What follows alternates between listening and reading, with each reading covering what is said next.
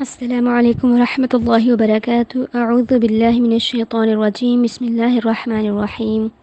رب اشرح لی صدری ویسر لی امری واحلل عقدۃ من لسانی یفقهوا قولی رب زدنی علما اللہم فقہنا فی الدین آمین۔ سورہ البقرہ آیت نمبر 229۔ الطلاق مرتان فإمساك بمعروف أو تصريح بإحسان ولا يحل لكم أن تأخذوا مما آتيتموهن شيئا إلا أن يخافا ألا يقيما حدود الله فإن خفتم ألا يقيما حدود الله فلا جناح عليهما فيما افتدت به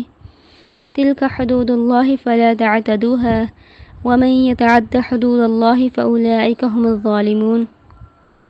طلاق رجعی دو بار ہے، پھر یا تو نیک نیتی کے ساتھ رجوع کر کے عورت کو روک لیا جائے یا اچھے طریقے سے آزاد کر دیا جائے، اور تمہارے لیے حلال نہیں کہ انہیں چھوڑتے وقت جو حق مہر تم انہیں دے چکے ہو اس میں سے کچھ بھی واپس لو، الا یہ کہ وہ دونوں میاں بیوی اس بات سے ڈرتے ہوں کہ اللہ کی حدود کی پابندی نہیں کر سکیں گے۔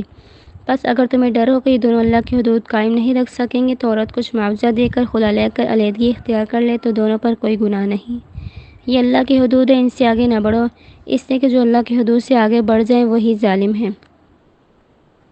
اب یہاں پہ ہے الطلاق مرتان کہ طلاق دو مرتبہ ہے، اور یہاں پہ طلاق رجعی کا حکم ہے کہ طلاق رجعی دو مرتبہ ہے،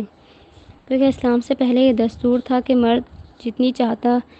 طلاقیں دیتا اور عدت میں رجوع کر لیتا۔ اس طرح عورتوں کی جان مشکل میں تھی کہ طلاق دے دی اور عدت گزرنے کے قریب آئی تو رجوع کر لیا اور پھر طلاق دے دی، تو اسلام نے آ کر ایک حد مقرر کر دی کہ اس طرح کی صرف دو ہی طلاقیں دے سکتے ہیں، اور پھر تیسری طلاق کے بعد لوٹانے کا کوئی حق نہیں۔ اور ابن ابی حاتم میں ہے اس آیت کے شان نزول میں کہ ایک شخص نے اپنی بیوی سے کہا کہ نہ میں تجھے بساؤں گا نہ چھوڑوں گا۔ بیوی نے کہا یہ کس طرح؟ کہا میں طلاق دے دوں گا، جب عدت ختم ہونے کا وقت آئے گا تو رجوع کر لوں گا اور یوں ہی کرتا چلا جاؤں گا۔ تو عورت نبی کریم صلی اللہ علیہ وسلم کے پاس آئی اور اپنا یہ دکھ سنایا تو اس پر یہ آیت مبارک نازل ہوئی،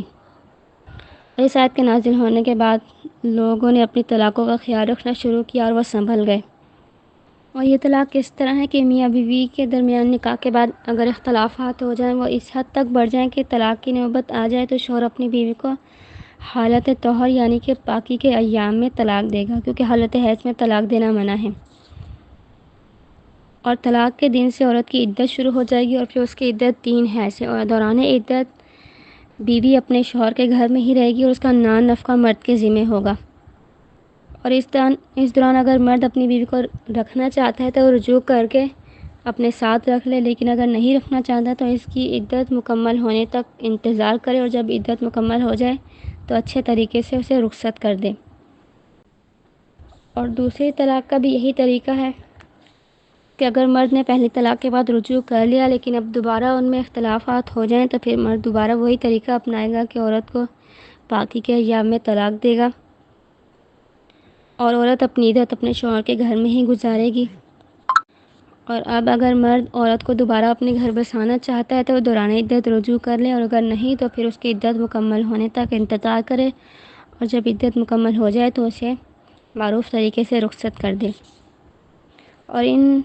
طلاقوں کے بعد مرد اور عورت کو حق ہے کہ دوبارہ اگر نکاح کرنا چاہیں تو نئے حق مہر کے ساتھ نکاح کر سکتے ہیں، لیکن اگر آخری تیسری طلاق بھی دے دی تو اس کے بعد دوبارہ نکاح نہیں کر سکتے۔ آگے فَإِمْسَاكٌ بِمَعْرُوفٍ أَوْ تَصْرِيحٌ بِإِحْسَانٍ، یا تو پھر نیک نیتی کے ساتھ رجوع کر کے عورت کو روک لیا جائے یا اچھے طریقے سے آزاد کر دیا جائے۔ اور ایک وقت میں 3 طلاق دینا بڑا گناہ ہے، اور ایک وقت میں 3 طلاق ایک ہی شمار ہوگی، 3 نہیں ہوگی۔ اور نسائی میں ہے کہ نبی کریم صلی اللہ علیہ وسلم کی زندگی میں ایک آدمی نے اپنی بیوی کو ایک وقت میں 3 طلاقیں دیں، اور اس بات کا آپ صلی اللہ علیہ وسلم کو علم ہوا تو آپ غصے کے مارے اٹھ کھڑے ہوئے اور فرمایا کہ میری موجودگی میں اللہ کی کتاب سے یہ مذاق۔ تو اس پر ایک شخص نے عرض کیا کہ یا رسول اللہ صلی اللہ علیہ وسلم میں اسے قتل کر دوں؟ تو ایک وقت میں 3 طلاق ایک ہی کاؤنٹ ہوگی۔ اور حضرت عمر رضی اللہ عنہ لوگوں کو ایک باری میں 3 طلاق دینے سے روکنے کے لیے بطور سزا 3 طلاقوں کو 3 ہی نافذ کیا تھا، اور یہ حضرت عمر رضی اللہ عنہ کا اجتہاد تھا، مستقل قانون نہیں، کیونکہ ان کے دور میں لوگوں نے جلد بازی سے کام لینا شروع کر دیا تھا تو انہوں نے یہ سزا کے طور پر کیا تھا۔ اور ایک وقت میں 3 طلاق کو 3 کاؤنٹ کرنے کی مثال بالکل ایسے ہی ہے جیسے سورہ نساء آیت نمبر 103 میں ہے کہ بے شک نماز مقررہ وقت پر ادا کرنا اہل ایمان پر فرض کر دیا گیا ہے، یعنی فجر کی نماز فجر کے وقت، ظہر کی ظہر، عصر کی عصر اور مغرب کی مغرب اور عشاء کی عشاء کے وقت پڑھنی فرض ہے۔ لیکن اگر کوئی شخص فجر کے وقت ہی 5 نمازیں اکٹھی ادا کر لے تو کیا اس کی ساری نمازیں ادا ہو جائیں گی؟ نہیں، فجر کی نماز تو ادا ہو جائے گی کیونکہ اس کا وقت تھا، لیکن باقی نمازیں جو ہیں دوبارہ اسے اپنے اپنے وقت پر پڑھنی ہوں گی۔ تو اسی طرح اگر کوئی شخص ایک ہی وقت میں 3 طلاقیں اکٹھی دے دیتا ہے تو اس کی پہلی طلاق تو ہو جائے گی، لیکن باقی 2 طلاقیں اسے بعد میں اپنے اپنے ٹائم پر دینی ہوں گی۔ اور ایسا نہیں ہے کہ 3 طلاقیں دے کر ہی مکمل طور پر علیحدگی ہوگی، اگر کوئی علیحدہ ہونا چاہتا ہے تو وہ 1 طلاق دے کر بھی علیحدہ ہو سکتا ہے، لیکن 3 طلاقوں کی مہلت اللہ نے اس لیے دی کہ انسان اچھے سے سوچ بچار کر لے، کیونکہ اکثر غصے میں انسان غلط فیصلے کر جاتا ہے اور پھر بعد میں پچھتاتا ہے۔ تو یہ ایک طرح سے مہلت ہے اللہ کی طرف سے۔ آگے وَلَا يَحِلُّ لَكُمْ أَن تَأْخُذُوا مِمَّا آتَيْتُمُوهُنَّ شَيْئًا إِلَّا أَن يَخَافَا أَلَّا يُقِيمَا حُدُودَ اللَّهِ، اور تمہارے لیے حلال نہیں کہ چھوڑتے وقت جو حق مہر تم انہیں دے چکے ہو اس میں سے کچھ بھی واپس لو، یعنی عورت کو جو مرد نے مال دیا ہے حق مہر اس میں سے وہ کچھ بھی واپس نہیں لے گا۔ اور سورہ نساء کی آیت نمبر 20 میں بھی آتا ہے وَآتَيْتُمْ إِحْدَاهُنَّ قِنطَارًا فَلَا تَأْخُذُوهُ مِنْهُ شَيْئًا، یعنی اگر تم نے اپنی بیویوں کو ایک خزانہ بھی دے رکھا ہو تو بھی اس میں سے کچھ بھی نہ لو۔ اور اس کے برعکس اگر ہم اپنے معاشرے میں دیکھیں تو وہ تو واپس لے ہی لیتے ہیں، جو دیا ہوتا ہے وہ بھی واپس لینے کی کوشش کرتے ہیں کہ جو عورت اپنے میکے سے لائی ہوتی ہے، تو ایسا کرنا اسلام میں سختی سے منع ہے۔ آگے فَإِنْ خِفْتُمْ أَلَّا يُقِيمَا حُدُودَ اللَّهِ فَلَا جُنَاحَ عَلَيْهِمَا فِيمَا افْتَدَتْ بِهِ، بس اگر تمہیں ڈر ہو کہ یہ دونوں اللہ کی حدود قائم نہیں رکھ سکیں گے تو عورت کچھ معاوضہ دے کر خلا لے کر علیحدگی اختیار کر لے تو دونوں پر کوئی گناہ نہیں۔ اب یہاں پہ خلا کا حکم ہے کہ اگر عورت ساتھ نہیں رہنا چاہتی، کسی بھی شرعی عذر کی وجہ سے مرد ظلم کرتا ہے یا مزاج نہیں ملتے یا عورت پسند نہیں کرتی تو وہ خلا لے کر علیحدہ ہو سکتی ہے، اور خلا میں اس کو جو حق مہر مرد نے اسے دیا ہے وہ اسے واپس کرنا ہوگا۔ طلاق میں مرد حق مہر واپس نہیں لے گا عورت سے، لیکن اگر عورت خلا لے گی تو وہ مرد کو حق مہر واپس کرے گی۔ اور طلاق کی عدت 3 حیض 3 مہینے ہے اور خلا کی عدت 1 حیض 1 مہینہ ہے۔ اور طلاق کے بعد دوران عدت مرد کو رجوع کا حق حاصل ہے، لیکن خلا کے بعد دوران عدت مرد کو رجوع کا حق حاصل نہیں ہے۔ طلاق رجعی اور خلا کے بعد عدت گزرنے کے بعد اگر یہ دونوں میاں بیوی دوبارہ آپس میں نکاح کرنا چاہیں تو نئے حق مہر کے ساتھ دوبارہ نکاح کر سکتے ہیں، لیکن طلاق بائن تیسری طلاق کے بعد دوبارہ نکاح نہیں کر سکتے۔ اور اسلام میں سب سے پہلا خلا ثابت بن قیس رضی اللہ عنہ کی بیوی حضرت حبیبہ رضی اللہ عنہ نے لیا تھا۔ اور اس میں آتا ہے کہ ایک دن نبی کریم صلی اللہ علیہ وسلم صبح کی نماز کے لیے باہر نکلے تو دیکھا دروازے پر حضرت حبیبہ رضی اللہ عنہ کھڑی ہیں۔ آپ نے پوچھا کون؟ تو کہا کہ میں حبیبہ بنت سہل رضی اللہ عنہ ہوں۔ فرمایا کیا بات ہے؟ کہا کہ میں ثابت بن قیس کے گھر نہیں رہ سکتی، یا وہ نہیں یا میں نہیں۔ تو اس پر نبی کریم صلی اللہ علیہ وسلم نے فرمایا کہ تمہارے خاوند نے تمہیں جو دیا ہے اسے واپس کر دو، اور پھر آپ صلی اللہ علیہ وسلم نے حضرت ثابت رضی اللہ عنہ کو فرمایا کہ یہ سب لے لو اور اسے آزاد کر دو، اور اس طرح حضرت حبیبہ رضی اللہ عنہ خلا لے کر آزاد ہو گئیں۔ آگے تلک حدود اللہ فلا تعتدوها ومن يتعد حدود اللہ فاولئک هم الظالمون، یہ اللہ کی حدود ہیں، ان سے آگے نہ بڑھو، اور اس لیے کہ جو اللہ کی حدود سے آگے بڑھ جائیں وہی ظالم ہیں۔ یعنی یہ اللہ تعالیٰ کے احکامات ہیں، اللہ کی طرف سے مقرر کردہ اللہ کی حدیں ہیں، ان سے آگے نہ بڑھو کہ اللہ نے جو حکم دیا ہے ویسے ہی کرو، اپنی مرضی سے کوئی حکم نہ لے کر آؤ، کیونکہ جو اپنی مرضی سے حکم لے کے آئے گا وہ اللہ کی حدوں سے آگے بڑھے گا، اور اصل میں پھر وہی لوگ ظالم ہیں۔ آیت نمبر 230 فَإِن طَلَّقَهَا فَلَا تَحِلُّ لَهُ مِن بَعْدُ حَتَّى تَنكِحَ زَوْجًا غَيْرَهُ فَإِن طَلَّقَهَا فَلَا جُنَاحَ عَلَيْهِمَا أَن يَتَرَاجَعَا إِن ظَنَّا أَن يُقِيمَا حُدُودَ اللَّهِ وَتِلْكَ حُدُودُ اللَّهِ يُبَيِّنُهَا لِقَوْمٍ يَعْلَمُونَ۔ پھر اگر مرد تیسری طلاق بھی دے دو تو اس کے بعد وہ عورت اس مرد کے لیے حلال نہ رہے گی جب تک وہ کسی دوسرے شوہر سے نکاح نہ کر لے۔ ہاں اگر دوسرا شوہر بھی اسے طلاق دے دے تو ان دونوں پر دوبارہ میل جول نکاح کر لینے میں کوئی گناہ نہیں، بشرطے کہ انہیں اللہ کی حدود کی پابندی کا یقین ہو اور یہ اللہ کی حدیں ہیں جنہیں وہ جاننے والے لوگوں کے لیے بیان فرما رہا ہے۔ اب یہاں پہ تیسری طلاق طلاق بائن کا ذکر ہے کہ اگر مرد تیسری طلاق بھی دے دے تو اب وہ عورت اس کے لیے ہمیشہ کے لیے حرام ہو گئی، اب وہ دوبارہ کبھی نکاح نہیں کر سکتے، یہاں تک کہ وہ عورت اپنی مرضی سے کہیں اور نکاح کرے اور پھر دوبارہ اگر ان میں آپس میں اختلاف ہو جائیں تو وہ شوہر اسے طلاق دے، یا پھر اگر دوسرا شوہر اس کا فوت ہو جائے تو دوبارہ یہ آپس میں نکاح کر سکتے ہیں۔ اب اس آیت کو دیکھتے ہوئے بعض علماء نے ہیلہ سازی کر کے ایک ہیلہ ایجاد کیا جسے حلالہ کہتے ہیں کہ طلاق یافتہ عورت کا کسی مرد سے عارضی نکاح کروا کر 1 یا 2 دن کے بعد طلاق دلوا دی جاتی ہے تاکہ وہ اپنے پہلے شوہر کے لیے حلال ہو جائے،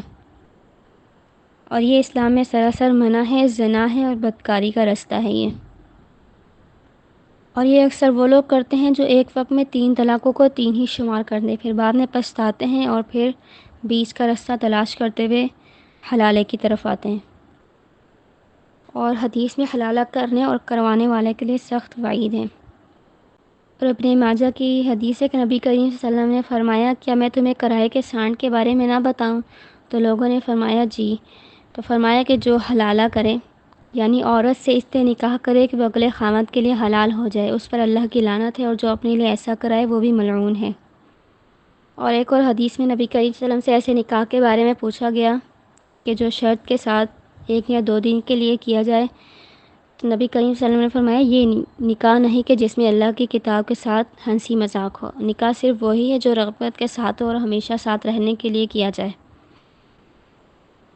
آگے تلک حدود اللہ یبینھا لقوم یعلمون، یہ اللہ کی حدیں ہیں، اللہ جاننے والے لوگوں کے لیے یہ بیان کر رہا ہے۔ آیت نمبر 231، وَإِذَا طَلَّقْتُمُ النِّسَاءَ فَبَلَغْنَ أَجَلَهُنَّ فَأَمْسِكُوهُنَّ بِمَعْرُوفٍ أَوْ سَرِّحُوهُنَّ بِمَعْرُوفٍ وَلَا تُمْسِكُوهُنَّ ضِرَارًا لِتَعْتَدُوا وَمَنْ يَفْعَلْ ذَلِكَ فَقَدْ ظَلَمَ نَفْسَهُ وَلَا تَتَّخِذُوا آيَاتِ اللَّهِ هُزُوًا واذكروا نعمة الله عليكم وما أنزل عليكم من الكتاب والحكمة يعظكم به واتقوا الله واعلموا أن الله بكل شيء عليم۔ اور جب تم اپنی بیویوں کو طلاق دے دو اور ان کی عدت مکمل ہونے کے قریب ہو تو انہیں اچھے طریقے سے بسا لو، رجوع کر لو یا اچھے طریقے سے انہیں رخصت کر دو، اور انہیں تکلیف پہنچانے کی غرض سے نہ روکے رکھو، اور جو ایسا کرے گا اس نے اپنے آپ پر ظلم کیا، اور اللہ کے احکام کا مذاق نہ اڑاؤ، اور اللہ کی نعمتوں کو یاد کرو جو اس نے تم پر کی ہیں، اور اس نے جو تم پر کتاب اور حکمت نازل کی ہے اس کے ذریعے سے وہ تمہیں نصیحت کرتا ہے، اور اللہ کے عذاب سے ڈرتے رہو، یقین مانو کہ اللہ ہر چیز کو خوب جاننے والا ہے۔ اب یہاں پہ دوبارہ حکم ہے کہ اگر تم عورتوں کو طلاق دو تو اگر ان کی عدت مکمل ہونے والی ہو تو انہیں اگر روکنا چاہتے ہیں تو رجوع کر کے اچھے طریقے سے انہیں روک لو، اگر نہیں روکنا چاہتے تو اچھے طریقے سے انہیں بنا تکلیف پہنچائے رخصت کر دو، یعنی بنا بہتان لگائے، تانے دیے، جھگڑے کر کے رخصت کرنے کے بجائے اچھے طریقے سے انہیں رخصت کر دو، یعنی اگر روک رہے ہو تو بھی اچھے طریقے سے روکو، بار بار ان پر احسان نہ جتاؤ کہ میں نے تمہیں روک لیا، اور اگر رخصت کرنا چاہتے ہو تو بھی تکلیف دے کر رخصت نہ کرو، معروف طریقے سے رخصت کر دو۔ تو یہاں پہ طلاق کا کتنا عمدہ طریقہ بیان کیا جا رہا ہے، اور اگر ہم اپنے معاشرے میں دیکھیں تو جب تک میاں بیوی کے خاندان آپس میں ایک دوسرے کو قصوروار نہ ٹھہرائیں، الزام نہ دیں، تب تک سمجھتے ہی نہیں ہے کہ طلاق ہوئی۔ طلاق کا تصور ہی آج ہمارے معاشرے میں یہ ہو گیا ہے کہ لڑائی جھگڑے ہوں گے، ایک دوسرے کو الزامات دیے جائیں گے، خاندان ٹوٹیں گے، پھر طلاق ہوگی، تو یہ اسلام کا طریقہ نہیں ہے۔ آگے وَلَا تُمْسِكُوهُنَّ ضِرَارًا لِتَعْتَدُوا، اور انہیں تکلیف پہنچانے کی غرض سے نہ روکے رکھو، یعنی اگر روک رہے ہو، اسے رجوع کر رہے ہو تو اسے تکلیف پہنچانے کے لیے نہ روکو، کیونکہ اسلام سے پہلے بھی یہی طریقہ تھا کہ عورت کو طلاق دے دی، اگر عدت ختم ہونے کے قریب آئی تو پھر رجوع کر لیا اور پھر طلاق دے دی، اور اس طرح عورت کو وہ تکلیف میں رکھتے تھے۔ اور اب ایسا کرنے سے منع کر دیا۔ وَمَن يَفْعَلْ ذَلِكَ فَقَدْ ظَلَمَ نَفْسَهُ، اور جو ایسا کرے گا اس نے اپنے آپ پر ظلم کیا۔ ظاہری طور پر تو ایسا لگ رہا ہے کہ وہ عورت پر ظلم کر رہا ہے، لیکن دراصل وہ اپنے آپ پر ظلم کر رہا ہے، کیونکہ پھر آخرت میں اس کی سخت پکڑ ہوگی۔ آگے وَلَا تَتَّخِذُوا آیَاتِ اللَّهِ هُزُوًا، اور اللہ کی آیات کا مذاق نہ اڑاؤ، یعنی اللہ کی آیات کو ہنسی مذاق کا ذریعہ نہ بناؤ۔ اور اس میں پہلے تو آ جاتا ہے کہ اللہ تعالیٰ نے جو طریقہ طلاق کا مقرر کیا ہے ویسے ہی اس کے ٹائم پر تینوں طلاقیں دو، ایک وقت میں 3 طلاق کو 3 شمار نہ کرو، یہ اللہ کی آیات کے ساتھ مذاق ہے۔ جیسے کہ میں نے آپ کو پیچھے حدیث بھی سنائی کہ نبی کریم صلی اللہ علیہ وسلم اس بات پر غصے میں آ گئے تھے اور کہا تھا کہ کیا اللہ کی آیات کے ساتھ مذاق کرتے ہو؟ اور دوسرا کہ طلاق دینے کے بعد کہنا کہ میں نے مذاق کیا تھا، یا رجوع کر لینے کے بعد کہنا کہ میں نے مذاق کیا تھا، میں نے رجوع نہیں کرنا چاہتا، کیونکہ رجوع زبان سے کہنے سے بھی ہو جاتا ہے، اس کے لیے صحبت کرنا لازم نہیں ہے۔ اور حضرت ابن عباس رضی اللہ عنہ فرماتے ہیں کہ ایک شخص سے اپنی بیوی کو طلاق دی، پھر کہہ دیا کہ میں نے مذاق کیا تھا، تو اس پر یہ آیت اتری اور نبی کریم صلی اللہ علیہ وسلم نے فرمایا یہ طلاق ہو گئی۔ اور ابو داؤد اور ترمذی میں حدیث ہے کہ نبی کریم صلی اللہ علیہ وسلم نے فرمایا 3 چیزیں ایسی ہیں کہ اگر وہ دل کے ارادے سے کہیں گئی ہوں یا مذاق میں، دونوں ہی ٹائم میں وہ واقع ہو جائیں گی: نکاح، طلاق اور رجوع۔ یعنی اگر مذاق میں یہ تینوں چیزیں کیں جب بھی ہو جائیں گی، یا دل کے پکے ارادے سے کیں تب بھی یہ ہو جائیں گی۔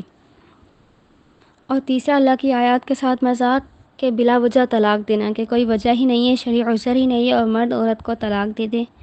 تو یہ بھی اللہ تعالیٰ کی آیات کے ساتھ ایک طرح سے مذاق ہے۔ آگے وَاذْكُرُوا نِعْمَتَ اللَّهِ عَلَيْكُمْ وَمَا أَنزَلَ عَلَيْكُمْ مِنَ الْكِتَابِ وَالْحِكْمَةِ يَعِظُكُمْ بِهِ، اور اللہ کی نعمتوں کو یاد کرو جو اس نے تم پر کی ہیں، اس نے جو تم پر کتاب اور حکمت نازل کی ہے، اس کے ذریعے سے وہ تمہیں نصیحت کرتا ہے۔ یعنی اللہ تعالیٰ نے تمہارے لیے ہدایت کا انتظام کیا، اس کے لیے رسول بھیجے، کتاب نازل کی اور زندگی کے ہر معاملے میں تمہاری رہنمائی کی۔